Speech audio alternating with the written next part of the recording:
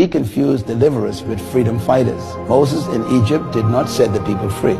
He was a deliverer of the people. The deliverer simply means someone who takes them out of slavery and places them in the desert. He takes them from physical slavery. Mental slavery is the real issue. That's the tough part. That takes almost a generation to deal with. People expected Moses to set them free. And we need to remember that we are not free. We are delivered. The oppressor is still around. He has no more physical control over us, but he still has a mental damage on us. And that's why deliverance is a very difficult period, because you are out of Egypt, but Egypt is not out of you. You're away from the wind of Egypt, but the scent of oppression is still in your nostrils. So the deliverer physically sets you free. He takes the chains off, he opens the prison doors, he tells you to go out, even leads you out. But he can't take you in to freedom. Freedom, not a location, it's a mentality. So nothing is worse than taking a slave into freedom without freedom in his mind. Solomon says, woe to the land when a slave becomes king.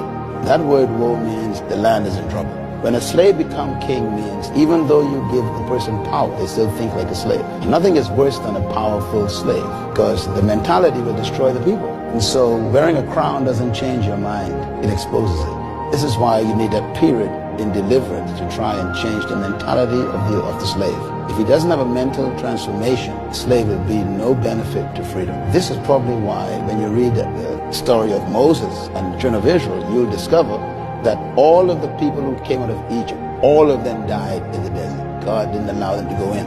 Matter of fact, God told them, you will not enter the land. He told them why. He said, because you have not changed your mind. So he kept them alive long enough to take what they were carrying out of them, which is the next generation. 40 years, it's a generation. So after 40 years, their children were born, and God buried all the parents. Joshua, therefore, is always a younger symbol, and he has a glimpse of the future very clearly, but he also has an appreciation of the past. There has to be a point in every national joining where the Moses must take the baton and give it to Joshua. This is where our countries have problems, because Moses is the famous guy. Moses is the guy who represents the symbol of power. He's the one everybody looks to for counsel. Everybody thinks that he has all the answers. So there's a temptation for the Moses to almost begin to believe his own fan mail. And he begins to also think of himself as more important than he really is. And that's dangerous. And this is why when you study the story of Moses, God told Moses, it's over. Moses, keep in mind, is a symbol. If you read the transition between Moses and Joshua, they're actually two different books in the Bible. The last book that Moses wrote is called Deuteronomy.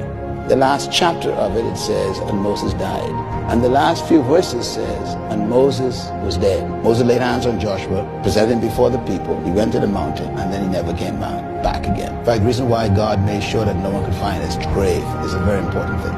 Because you can almost be so busy worshiping history, you never make a future. So he doesn't want them to even know where the tomb is. No one knows that Moses was buried. That's an important symbol. We should not worship Moses to the point where we can't create Joshua's.